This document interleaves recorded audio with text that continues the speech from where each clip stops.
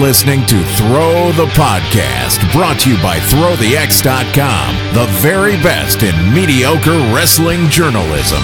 And now, your hosts, Jay Gunter and Ben Conrad.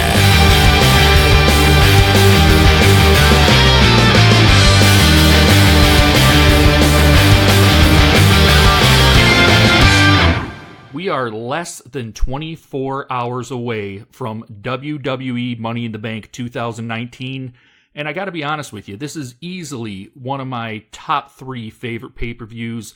I'm really looking forward to it. I want to welcome everybody. This is Throw the Podcast Predicts. I am your host, Jay Gunter, and with me, as always, he is the second half of the duo known as Throw the X. He is the reigning, defending, undisputed Throw the Podcast Predicts champion. He is Ben Conrad. Ben, how you doing, buddy? I'm doing great, Jay. Is that all? I was kind of expecting some mean, smart-ass comment like usual. Like he's like the Robin to my Batman or something like that. Ben, Nothing like that today? No, Ben, we got a lot of show left, buddy. There's a lot of that coming. Just let me get to it, okay? See, people, that's what being the champion of the Predicts gets you. It gets you respect. I like it. Start us off, man. Let's jump into this. We got a lot of matches on this one. Yeah, let's get right into it. You know what? We're going to start with the kickoff show. We're going to go right into the Cruiserweight Championship. You got Tony Nese versus Daivari. This one, I'm not going to spend too much time on this because, honestly, if the WWE doesn't spend time on their Cruiserweights, then why should I? I still think it's too early for Nese to lose.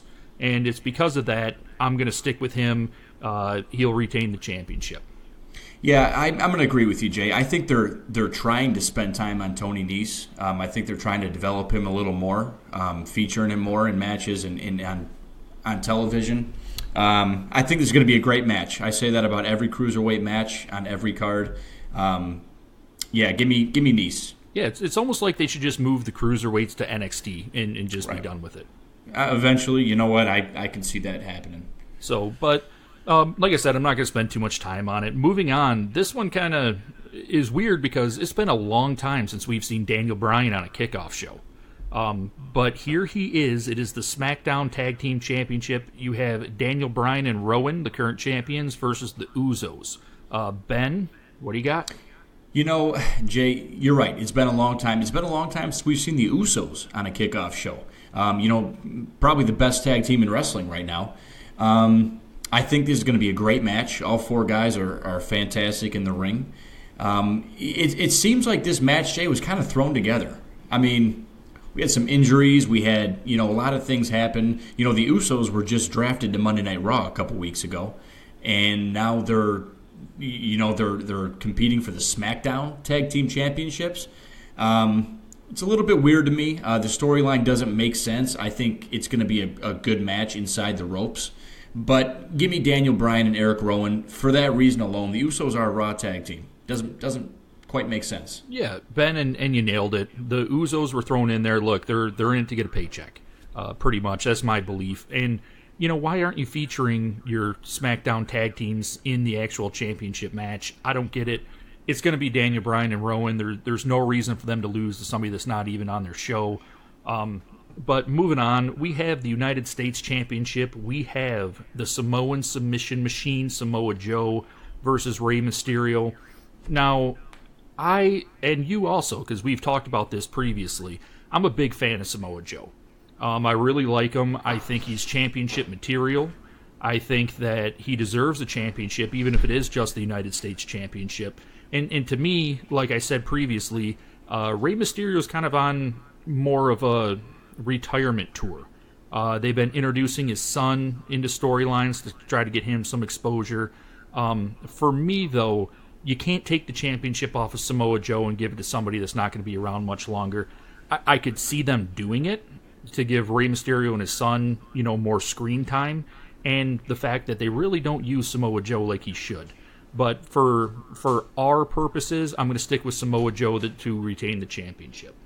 Yeah, I'm going with Samoa Joe too, Jay. Now, Rey Mysterio coming up on the end of his career, like you said, but, watching this guy in the ring, it doesn't really look like he's coming up on the end of his career. I mean, he looks great in the ring. unfortunately, for me, Jay, it takes more than just wrestling ability and athleticism to be entertaining. It is World Wrestling Entertainment after all. And, we've talked about this week after week, how Rey Mysterio's kind of coming down with that Randy Orton syndrome. He's getting stale. He doesn't really add any depth to his character. I know they're trying to do something like that right now with his son Dominic. A lot of people have him interfering in this match in some sort of capacity. So do I, but I think it's going to work against Rey Mysterio in some fashion or another. And I'm going to put Samoa Joe retaining in this one as well. All right. And, speaking of, this being an entertainment industry and not really a wrestling promotion, let's talk about some Shane McMahon, somebody that doesn't really have wrestling ability, but, he almost kills himself in every match that he's in. Let's do it. You got The Miz versus Shane McMahon is going to take place inside a steel cage. This one is kind of easy for me. So at WrestleMania, you had Shane McMahon versus The Miz in a Falls Count Anywhere. You had a great spot with The Miz suplexing Shane McMahon off of a scaffolding, but you still had Shane McMahon win the match. It's because of that. Shane McMahon's not a full-time wrestler. The Miz is. I think that this was put in there to give Miz the rub, to finally get him over the Shane McMahon hurdle, to get him on to bigger and better things. Give me the Miz in this one. Absolutely. And I'm going to go into a little bit more detail, okay? Because, when I hear some Miz, I start ranting and raving. This is my guy here, Jay. This is for the past 10 to 15 years.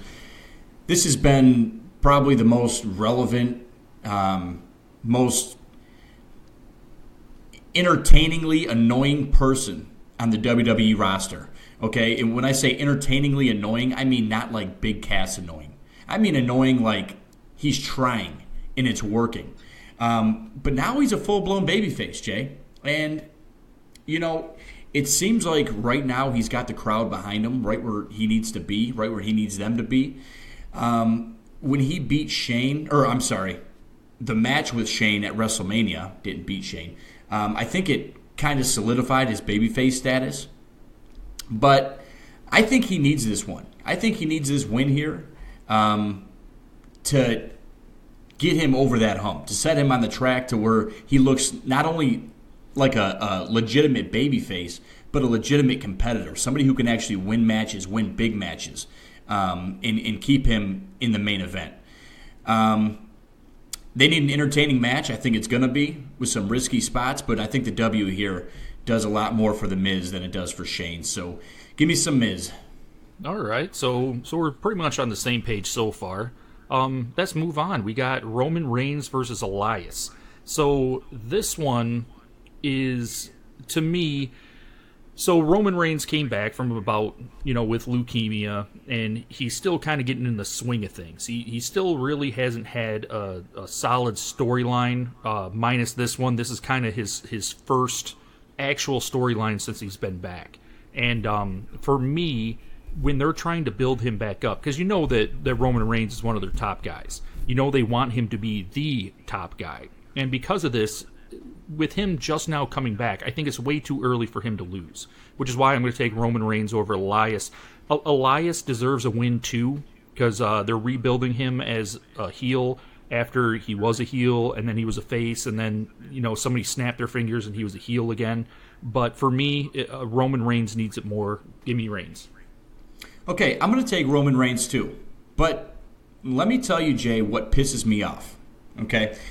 Just because Elias is featured in matches and segments with some of these top guys in WWE means absolutely nothing to me.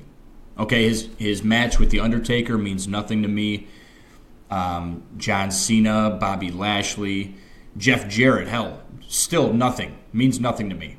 The guy is crazy popular. He's talented. He's, from what I hear, from what I understand, he's in the good graces of management. But he's still nothing more than a jobber to these poster boys at the WWE shop. That's what he is. He deserves better than that. Hopefully someday we'll receive better. But I'm going to go with Roman Reigns winning clean in this one. Or maybe, it could really go either way. He could lose by outside interference. But either way, this match does nothing for Elias. But for the sake of mine and your competition, give me Roman Reigns. All right, so let's get into the meat of the actual pay-per-view. Let's get into the main championships. So this one, and you're going to hear this name a lot because she's actually in 2 separate championship matches. I'm going to start on the Raw side, and of course I'm talking about Becky Lynch, old Becky 2 belts. She's currently the champion of both Raw and SmackDown, and she got booked for 2 different matches. So she's going to be facing Lacey Evans. She's going to put her Raw championship on the line for this one. And for me, okay, look, this is Lacey Evans' first legit match since she got called up to the main roster. This is a person who, since she's been called up, the only time that you see her is walking down the ramp and then walking back up. Now, does Lacey Evans have a future in the WWE? Absolutely. I don't think she's there yet. If you're familiar with her NXT work, she's not a superstar when it comes to wrestling. I mean, she has the basics down, but that's pretty much it. I do like her character, and I think that they could roll off of that. She does have a good look to her, but for me, this is the one that Becky wins. Give me Lynch over Evans for the Raw Women's Championship. Yeah, good explanation for that. I expect a good quality wrestling match here, Jay, given the fact that it's Lacey Evans' time to show everybody what she's got on a huge stage. Being in the ring with Becky Lynch, anytime a woman is in the ring with Becky Lynch right now is a huge opportunity for them because she's the hottest thing in wrestling. I think Becky Lynch will retain here, but I also think the WWE's got to do an extremely careful job here not to take any momentum away from Evans. They got to try to do whatever they can to legitimize her as like the next big threat to the women's division. You know what I mean? She's got a great look, like you said. She's great on mic. Her athleticism, I think, is better than what the accolades that you're giving her, Jay. I think she's up there with like the top tier in the women's division right now. And she's a tough, big woman. I mean, if you look at her, I think she was a veteran of some sort. I'm not sure what branch, but yeah, I think she was a Marine. She was a Marine, yeah, like an MP or something like that. So this is like a military cop. This is a tough woman here, and I think she's got a good long career ahead of her. It's just not time to take one of Becky's belts away from her. So, yes, love me some Becky Lynch, so give me some Becky Lynch. Okay, well, I'm going to go ahead and take care of the women. I'll let you go first with the men. Is that cool? Sure. Okay, so you talked about keeping, Lacey Evans looking strong, even in a loss. And I think one of the ways that you do that is maybe something like, I don't know, a post-match beatdown. Maybe she barely loses. Maybe she loses on a fluke and then, really takes it to Becky Lynch. And I think that's what they're setting up. Because the next match that Becky's featured in is against Charlotte Flair for the SmackDown Women's Championship. And I think that this gives them a great out to take this belt off of Becky Lynch without actually making her look weak. Because Becky Lynch competing in the second match, after a first match, after a beatdown, after getting laid out by Lacey Evans, if Charlotte Flair wins, you really can't blame Becky Lynch for actually losing that. For me, that's what I think they're going to do, just because you can't have Becky run around with 2 belts forever. She's going to get burnt out. We're going to get burnt out of seeing her. Even though I love me some Becky Lynch, there's only so much Becky to go around. It's because of that, I'm going to take Charlotte Flair. I think she's going to be the new SmackDown Women's Champion. Okay. I'm glad you brought up the fact about the fans getting burnt out. Fans do get burnt out, especially with baby faces, especially with champion baby faces. I think that she can remain Becky 2 belts at least until Saudi Arabia without fans getting burnt out with her. And I think she does, Jay. I'm excited for this one. I think this is going to be a great match. I think this is going to be the last match between these two for a while. You know this, Jay. I say it all the time. Charlotte Flair is the best performer in women's wrestling today. I don't care who you are, like her, hate her, you have to respect her. she's got layers that unfold every week, and she never goes stale. Whatever position she's put in, whatever feud she's in, Jay, she's fantastic to watch. But yes, after Ben Conrad heaping all the praise her way, if you guys know me, you know that this is the point where I say she gonna lose, because she gonna lose. And here's the thing, though. Here's what's weird about her losing here. I think a loss here for Charlotte Flair does more for her in the long run than a win here. And let me explain. Another loss to Becky Lynch, Jay. She's been losing to Becky 2 belts for half a year now, more than that. Mm-hmm. I mean, she can't beat Becky. She's losing to Ronda Rousey. I think another loss here would give us that insane heel that we desperately need right now in the women's division. I think it'll just set her off and put her over the top as this crazy heel.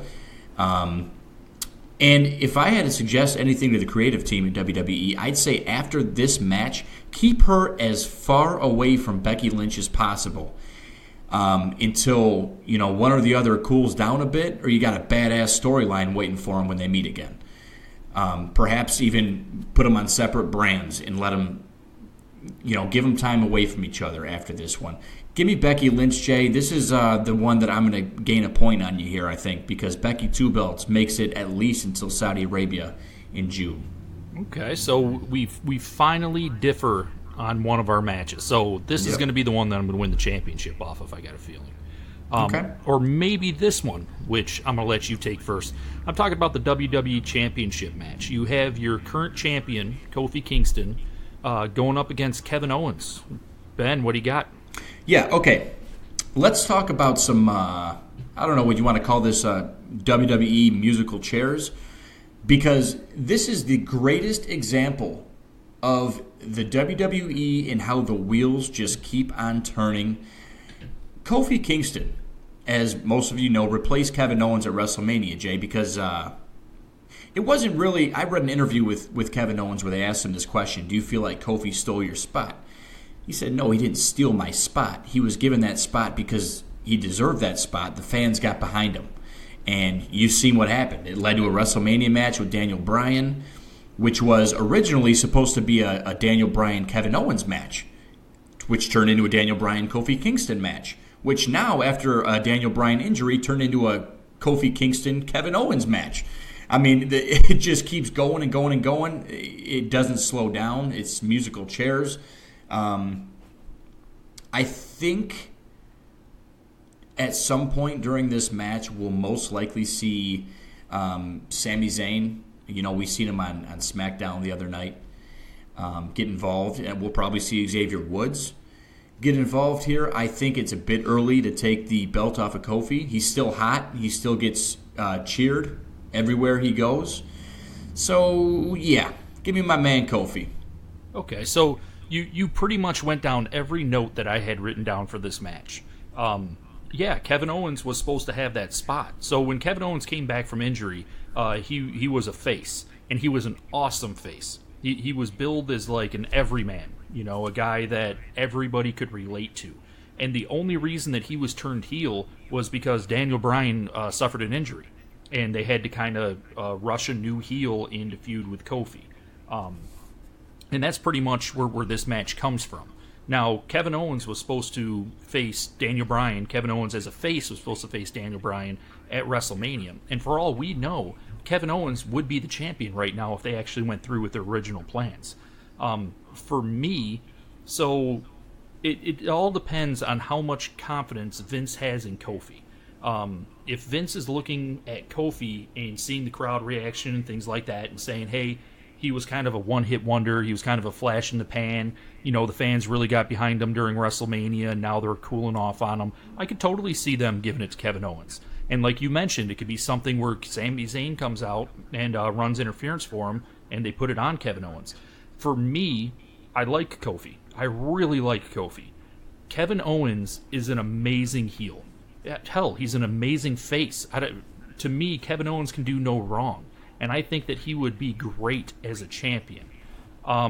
judging off of the crowd reactions, judging off of all of that, I would say that they stick with Kofi with this, but this is one that I'm going to keep my eye on.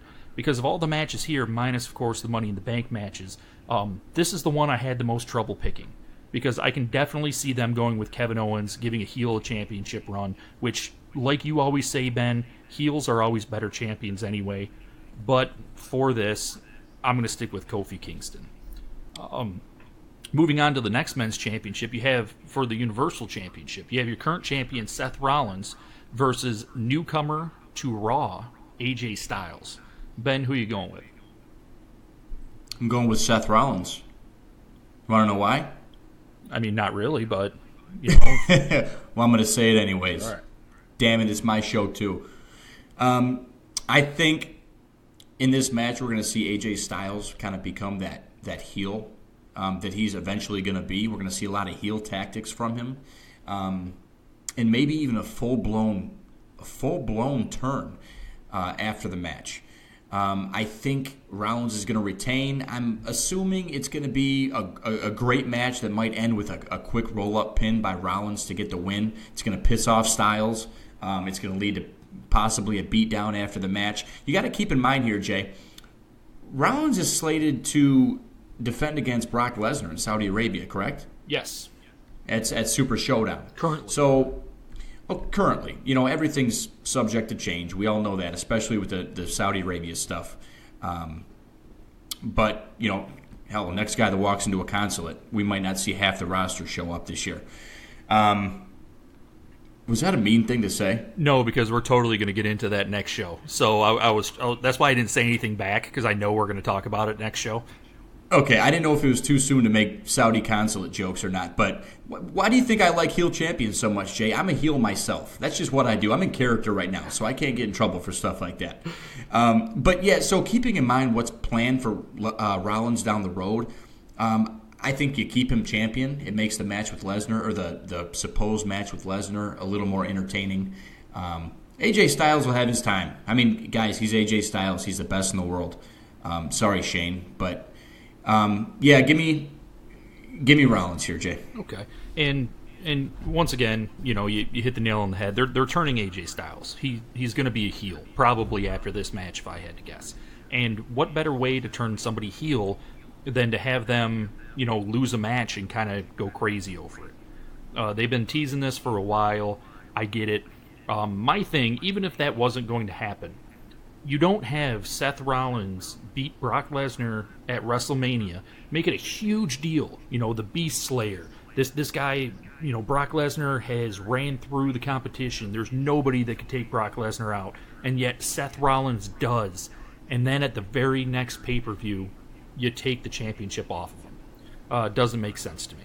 So I'm going to go with Seth Rollins also. And Ben, I'm going to give you the option here.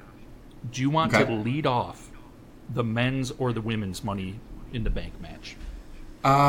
Jay, I gotta tell you, man, I have hunches on both these matches, but they're really just nothing more than a guess. I'll lead off the women's. Okay. It's for the women's Money in the Bank ladder match, guys. We've got Ember Moon, Mandy Rose, Dana Brooke, Nikki Cross, Bayley, Natalya, Naomi, and Carmella. Okay, the person that kind of stood out to me a little bit more than the rest in this one is Mandy Rose. I think that she would probably, in my opinion, I think that she would probably benefit the most from winning the briefcase. But to be honest with you, Jay, I'm going to spend most of this match trying to tell Dana Brooke and Natalya apart from each other. Seriously, I don't really care much about this match. But, for the sake of me gaining another point on you, Mandy Rose. Okay. This one... And by the way, before you start, get Dana Brooke some new ring gear. She looks like Natalya, dude. I was watching a match with her the other day, and they look like Siamese twins out there. Yeah. You know what? I agree with you in that. And here's the thing for me with this Money in the Bank match. There's a lot of directions that they can go. So you have a couple, I don't want to call them malcontents, but they kind of are if you believe the rumors. You have Bayley who, if the rumors are true, which I don't know if they are because there's a lot of people coming out and saying that they're not, but she basically had kind of a blow up backstage when at WrestleMania when she was set to drop her tag team championships, and she's placed in this match that can't be looked at favorably by management. But at the same time, if management is trying to keep her happy, this would be a great way to go about it. The other person is Naomi, who's very outspoken on social media about not being used correctly, not being in the main event picture of the women's division, things like that. And same thing goes for her. If they want to keep her happy, this is a great way to go about it. Nikki Cross, to me, she was thrown into this match. She originally wasn't a part of it. You've seen her on TV very sparingly, and I'm talking about since she got moved over, we might have seen 5 minutes of airtime with Nikki Cross. So Alexa Bliss wasn't cleared to compete in this match, and so they inserted Nikki Cross. To me, that automatically eliminates her. Dana Brooke, if you believe everything that other wrestlers are saying about her, she is like the best employee WWE has. She shows up early. She helps set up the ring. After she's done setting up the ring at the house shows and everything, she stays in the ring to work on her wrestling skills. She's always in the gym, which I believe. If they want to give her a little rub, that would be the way to do it. Ember Moon deserved better than what she got. Ember Moon was a really hot ticket in NXT. She was kind of got the torch passed to her after the original Women's Evolution left, and she carried it, with pride. She did a pretty good job. But since she's gotten moved up to the main roster, she's been pretty non-existent to me. Mandy Rose is somebody they've been trying to push forever, mainly because she has the look. She has a great look to her. Her wrestling skills, I wouldn't say are above average. But I think you're right. Because they've been trying to do this for so long, this is the way to do it. I'm going to take Mandy Rose also. But, there's reasons to give it to other people. I just think knowing WWE, knowing the way that they operate, Mandy Rose probably will get it. Why do you got to steal all my picks, dude? I'm going to let you do the next match. I'm going to let you do the men's ladder match.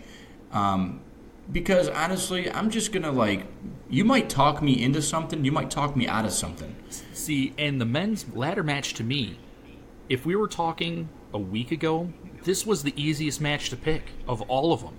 And then something happened, and it kind of changed my perspective on that.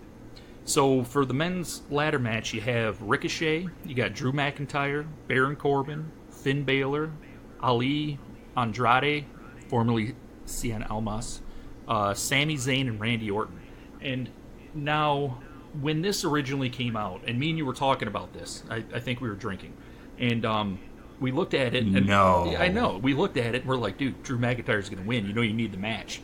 It's going to be Drew McIntyre. There's no way they're going to go with somebody that's not Drew McIntyre. Then, Braun Strowman gets taken out of the match. Storyline-wise, he was not injured or anything like that, but in his place, you now have Sami Zayn, and it got me thinking, why? Why would WWE do that? There's no problem with Braun Strowman in that.